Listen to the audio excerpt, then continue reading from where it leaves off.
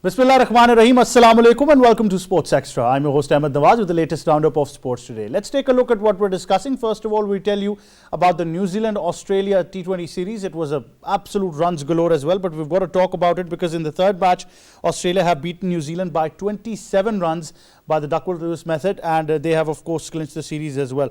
The match was, of course, short, but Mitchell Marsh was declared player of the series for his outstanding performance, the stand-in skipper.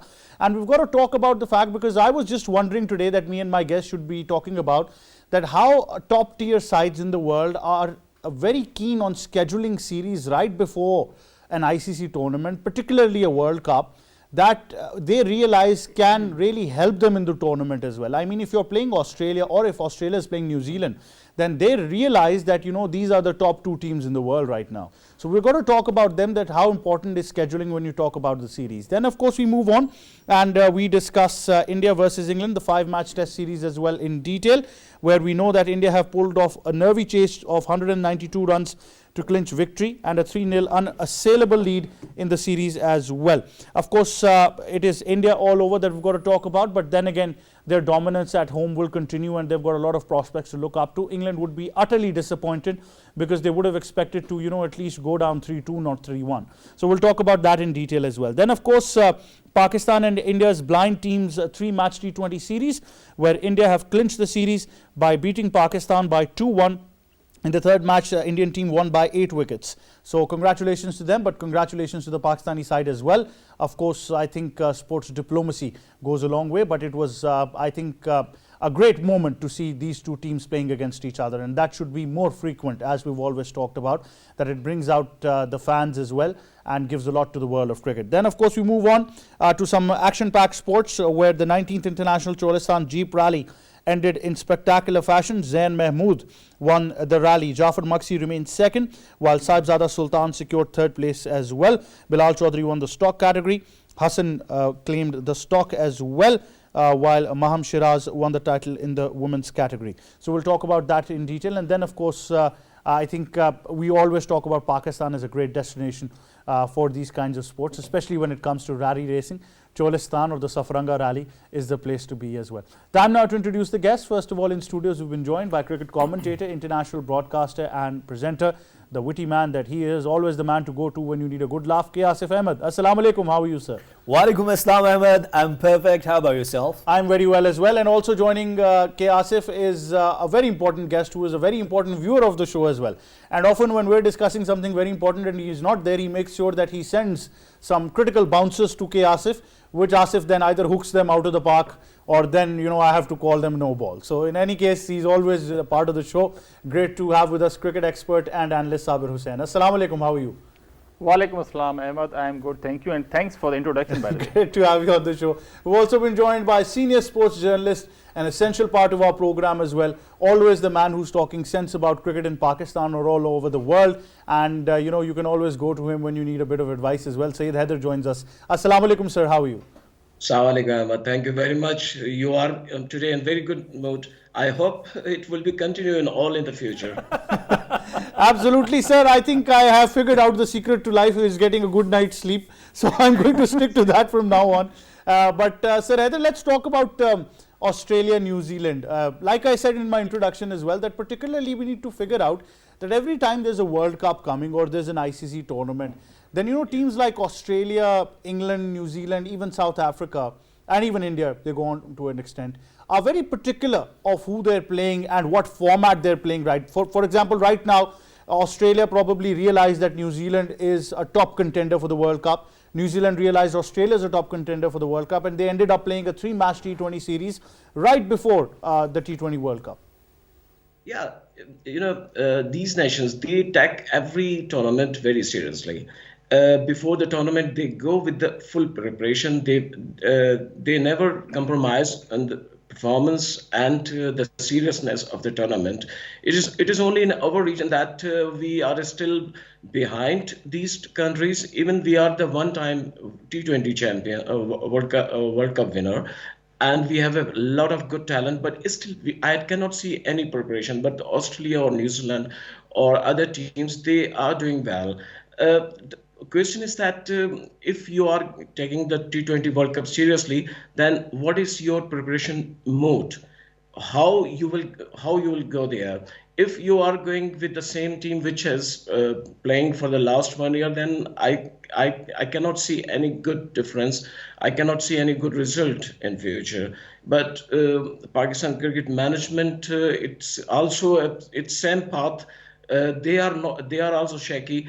In 1 year, we have seen a lot of the board chairman and the management committee, and now, thanks God, they have got the permanent chairman and permanent management. So I hope that they will do something like the Australia, New Zealand, and other teams are doing. But it is very necessary, mandatory. If you are going for a big tournament, you should go with a good, positive preparation. Absolutely. Asif, how important is the scheduling part of it as well? And if you know, we've got to talk about the teams in detail, but you've got to be very smart in what kind of opposition you're playing, what kind of format. Obviously, with the T20 World Cup, mostly sides would want to play T20 cricket. But, you know, Australia and New Zealand probably realize that the brand of cricket they're playing makes them favourites for the T20 World Cup. Well, Ahmed, it's really unfortunate where the teams are planning and preparing themselves for the upcoming T20 World Cup. We're still in the race that either who will be the captain of Pakistan team. Either Shaheen Shah Afridi will remain the skipper, or we will try another phase, or we'll try to go again with the Babar Azam. These kind of, conspiracies you see only in subcontinent, especially in Pakistan, Sri Lanka and Bangladesh right before the World Cup. I totally agree with Haider Bhai, the way he was telling that the rest of the cricket boards, when they're planning, they're arranging T20 series, bilateral series, and important opponent like Australia versus New Zealand, New Zealand versus Australia, they plan themselves rightly. And Pakistan still were struggling that, and we're not, looking towards our pathway. Either Pakistan is okay, the Pakistan side will be the playing 11. Still, we have a lot of debate that will be in the playing 11. Saim Ayub, Fakhar Zaman, Saim Ayub. Still, the debate is there. Haris Rauf, he got injured and he won't be available for next 6 to 8 weeks. What does it mean? That even the Pakistan will be struggling in the fast bowling department as well. So, Ahmed, I think the cricket boards, when they're planning for upcoming T20 World Cup, we're still in if and buts. We're in discussions. We aren't sure about our plans. And when people sitting on the TV criticizing on the policies of Pakistan Cricket Board, I think that they're not criticizing on the right way. The only thing which I can see in our cricket fraternity, still the debate is that who will be the skipper, either the Shaheen Shah Afridi or Babar Azam. Personal liking, disliking is ruining or destroying our cricket. That's not the perfect time. You have given a chance to Shaheen Shah Afridi. Yes, he failed to deliver in New Zealand. He wasn't up to the mark, but of course that was his first international experience. Now, Babar Azam, I think that we have watched a video a couple of days back that the crowd was criticizing on Babar, and Babar was getting emotional, and he was replying. So things are not okay in the team, in the dugout, with the Pakistan playing 11, with the cricket board. So we're suffering. I'm not sure what's happening. Absolutely. But I think for an individual as well, leadership is something that needs to be exemplary as well. So it's not just your own performance, but if your side is winning or not is a big serious question mark on your captaincy as well. So in the past, we've seen that, the team's performing well, the captain isn't, we've chopped the captain. The captain's performing well, the team isn't, we've still chopped the captain. So I think in any case, for us, it's plain simple. But Sabir, Australia and New Zealand have managed to produce players in this past 1 year that can probably, overtake one another when it comes to stepping up. And that is very important to see that right now in this series, they have scheduled it at a brilliant time, number one. And number two, both of them, Australia going with Mitchell Marsh as a skipper and New Zealand trying Mitchell Santner as a captain as well. Both of the teams, Australia and New Zealand, they are basically fantastic teams. We have, seen their performances in every format, I would say, and good to see, both of them basically playing their full strength team. They're not trying so much, experienced youngsters. Australian full strength side, Mitchell Starc, Pat Cummins as well, Mitchell Marsh, the new captain, I would say, Travis Head at top of the order, along with Steven Smith. Again, for the New Zealand, I mean, they basically went for Trent Bolt, Ken Williamson. Unfortunately, he basically got injured, but I mean, they basically went to the full strength team. They are basically, ready to prepare themselves for the World Cup. I mean, that is the reason they are basically, their playing 11. They are basically sure about their playing 11. They are 15 members of the squad. I mean, good to see Alex, Ferguson and Adam Zampa and Mitchell Center. These basically three were the highest taker in this particular T20 T20 series. I mean, good to see Adam Zampa basically is a main weapon for Australia. He is basically performing exceptionally well in ODIs, in T20s as well. For the New Zealand, they have Mitchell Center as well. England, they have Moeen Ali. So every team, India, they have Ravindra Jadeja, Kuldeep Yadav as well. So, but Pakistan is struggling as far as the spinners are concerned. We have seen most of the teams, even Afghanistan have Rashid Khan and then Mohammad Nabi as well, Noor Ahmed, the Chinaman. Sri Lanka, they have Hasaranga, but Pakistan is barely struggling. As you have Iftikhar Ahmed. You still have Iftikhar Ahmed, I think expired, I would say Iftikhar Ahmed, because he has been sorry to cut you. Sabir, here you are biased. When you talk about Iftikhar, you are saying that expired. But when we talk about Fakhr Zaman, you always praise him. I mean, this is your biasness. Look, I mean, in the world, basically, there are three Asif who are basically exceptional. Mohammad Asif, K. Asif, and, Asif Ali. So, I mean, we have seen the performances of, Shadab Khan in Asia Cup as well in T20s because we have basically not tried and tested our bench strength. We had basically some exceptional young talent. Well, I think the way things are going over the world, not just in Pakistan, players would probably realize that right now, a lot of cricket boards tend to take their decisions, but I honestly believe that the fans now are well informed. So I think majority of them, and there is still a small number which talks rubbish, with all respect to them, but majority of them now know your stats and figures. So they talk about it, whether you're performing, what's your skill, what kind of economy you're possessing, or for a batter, what's the strike rate. So I think that creates a real difference. Sir Haider, if we talk about New Zealand and Australia, particularly let's just analyze New Zealand over here. I mean, phenomenal that you've got the likes of players up the order who can perform. If they're not performing, Williamson, Rachin Ravindra, new find, Glenn Phillips is performing in one match. I mean, we can count these players, on our fingertips, and each and one of them is ready to step up for New Zealand. And although they've been unlucky with ICC tournaments, but they are still probably on paper the best side that we see in terms of performance. Format-wise, Ravindra Richi, you can see how he has performed in World Cup and before the World Cup in bilateral series, how he has got the development, and he has developed himself as a specialized one-day batsman, T20 batsman.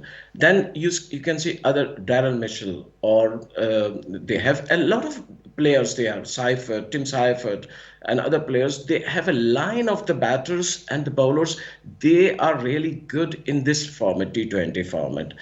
Even they don't have a very big structure of the domestic cricket. It's a small country, New Zealand, according to population, and they don't have a big tournament schedule like in Pakistan or India or England, but they are producing a good players because the players, they are concentrating on the cricket. They are not concentrating on the social media. They are not in the fashion or advertising or something like that. I have visited New Zealand or Australia. A short break, but stay tuned. We'll be right back.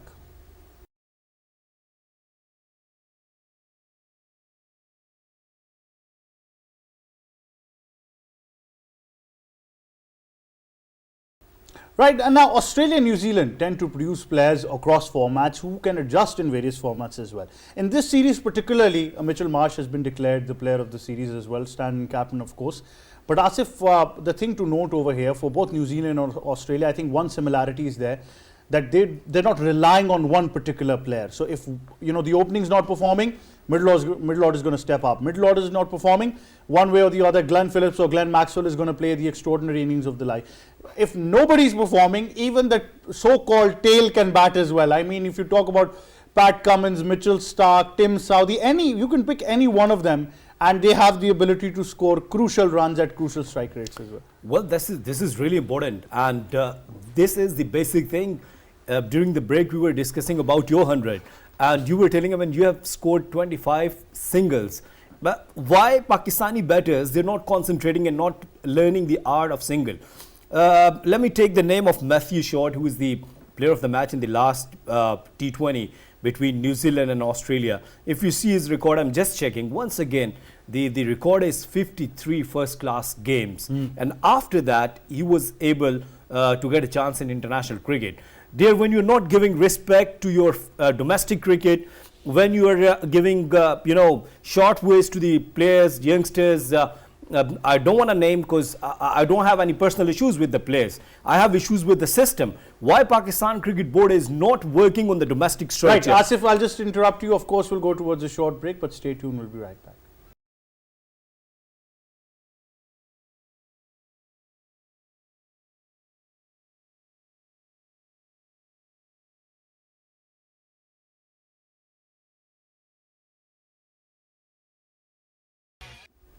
Right, and of course we're discussing that successful model as well, but I can count so many players who are going to make a difference or an impact as well. And even for a team like Australia, Asif, it is astonishing that they did not rely on the Warner or the Finch or the Steve Smith.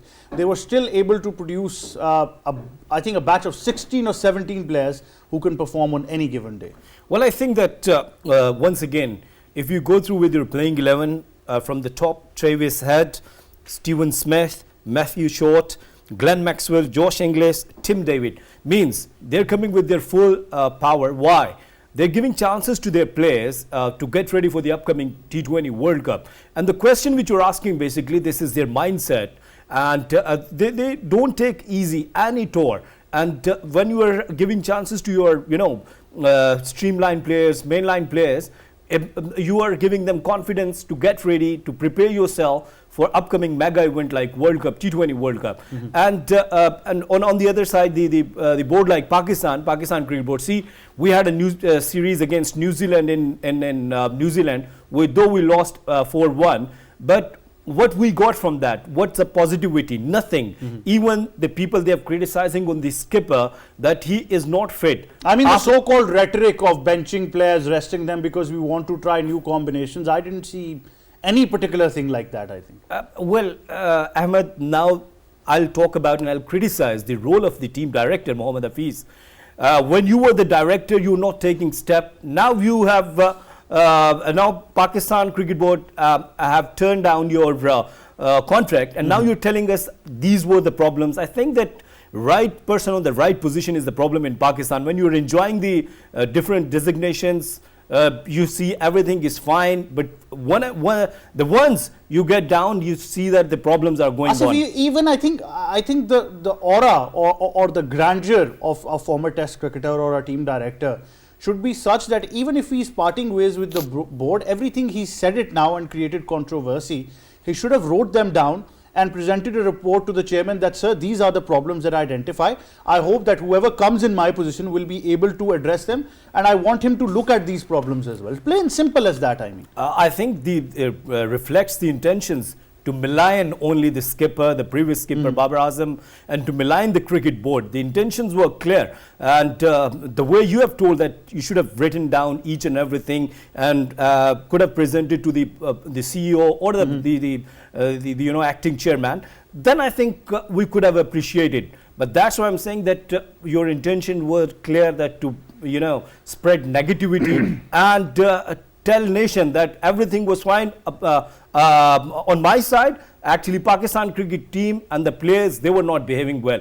This kind of attitude and this kind of aptitude, actually, the nation, we being nation Pakistani, we are not, that coming up with the ethics. And all the time we criticize on others, we don't see our roles, we don't spread positivity, we don't see this. This is a question now. See, if I ask this question to all of my colleagues, that what we got, the positivity, the positive points from the tour of New Zealand, I think that we don't want to discuss this. Why? Just because that we got a report from Mohammad Hafiz, the former team director, and he was telling that Babar Azam was doing this, the rest of the team was doing this, I was okay, I had done fantastic, but team lost. So I think these kind of nature and these kind of aptitude will never you can see in the rest of the world, especially in New Zealand and Australia. And this is the main difference. Absolutely. And Sabir, it's astonishing that Australia also suffered the sandpaper scandal at a very important time. And then they, of course, moved on. And then Tim Payne had a scandal as well himself on a personal level. So we saw a phase of instability there as well. But, I think that effect didn't come to the players. The quality still remained the same. The solid structure still produced results. And that's what we're seeing right now, that Australia's dominance in not just one format of the game, but across formats, Test cricket, T20 and One Day International, they're champions for a reason. It is, I mean, it all depends upon your top management, how basically they are, handling the situation. As if someone, some individual is making mistake. You talked about, David Warner's sandpaper, Steven Smith as well in South Africa a couple of years ago. Then obviously Tim Payne's is basically personal issue. But in spite of that, there was no any kind of controversies related to some other players as well. The board members were involved as well. We have seen in Pakistan in 2010 what happened, in 2009 basically what happened. So there's a huge difference. As far as the top management of cricket board of Australia and Pakistan. But if you talk about the success of Australia, because they have been, the only thing I would say, because they are sincere with their responsibilities. I would say all the individuals.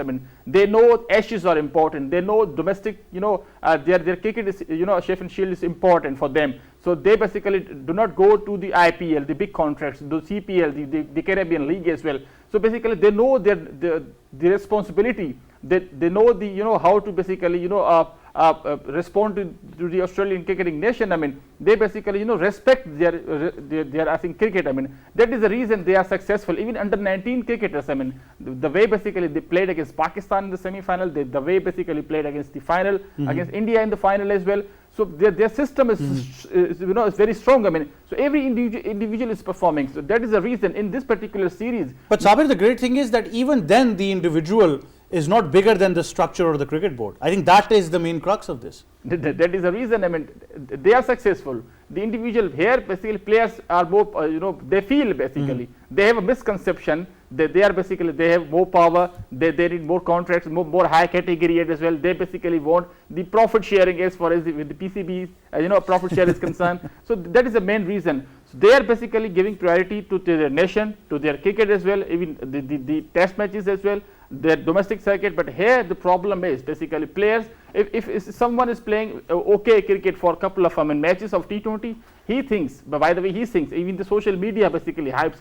He thinks that he's bigger than the cricket board, I would say. But Australian structure is very strong. South African or England structure is very strong. Even we have seen Ben Stokes issues as well. It's all depend upon the cricket board, how basically they are handling the matters. In Pakistan badly, we are basically lay down our players basically. The other countries are basically preparing their brands as far as the cricketers are concerned. Hardik Pandya, Virat Kohli, Pat Cummins, David Warner as well. Look at their women's structure of Australia, and even Bangladesh are better than us. Women's team are playing Test cricket, so that is probably the highest quality of the game itself as well.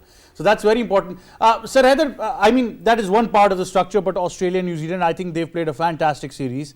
They've had a lot of performances there as well. Of course, now we shift our focus to England and India, where India have dominated the Test series 3-1. Not the result England would have been hoping for. They realized the challenge. They could have done better, I think. Clinical mistakes on behalf of the England side as well. Yeah, exactly. England, they have done some mistakes in the batting side. Some batters, they are not in the good form. This is the major problem. Johnny Bairstow, he's not performing.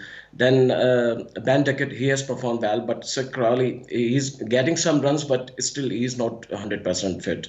So England batting is suffering from some batters. Therefore, the batting is not performing according to their plan and to what they have thought. Ollie Pope, he has played very well too, but last two tests he was failed. I think he has got the pair in this test match recently. Today is finished.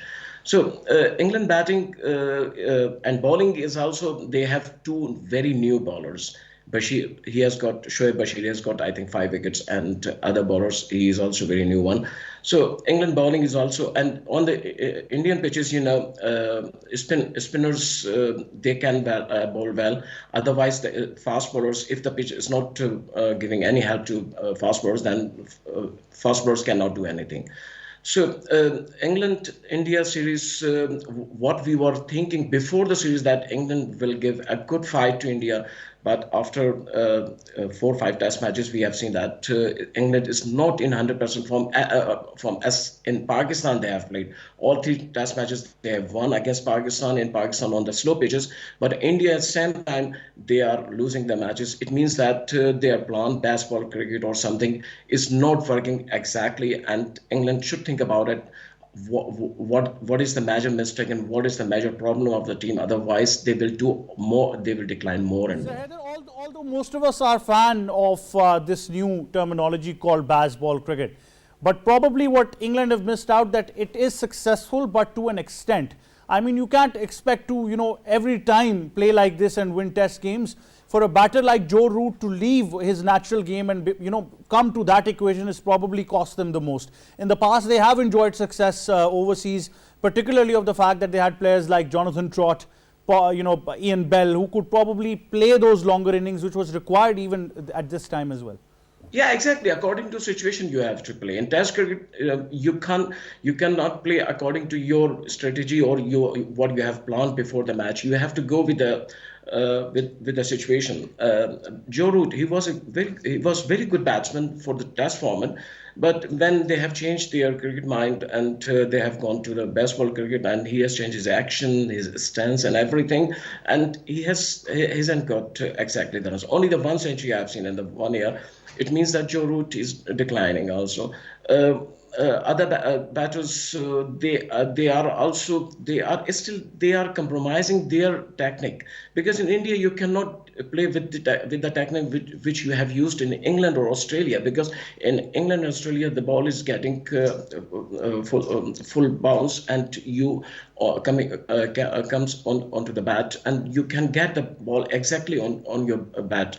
But in India the ball has lower bounce and you have to adjust on the pitch according to Indian atmosphere. So England batters, therefore they are failed. They have not understood exactly the Indian pitches this time, and they have lost the matches. Asif, you agree? One of the particular reasons for England's struggle was that they didn't realize that they've got to improvise as well. It's not, I think, possible for you to play just one brand of cricket and try to win Test cricket. Well, I think the improvisation, which is called baseball cricket, is the best way which they were doing. But rightly said, you would have to think and you would have to play according to these situations and how the surface is behaving. The way Indian spinners done the job, Ashwin, Jadeja, Kuldeep Yadav. And once again, Ahmed, if you see 3 new players are playing from the Indian side, Jaiswal and Sarfraz, and then their Dhruv was the man of the match. If you see once again their track record, why I always talk about the domestic structure, the domestic cricket. Dhruv played for IPL, but the Indian Cricket Board, they didn't bring into the national side. When he went back to the domestic, to the Ranji Trophy, he performed there.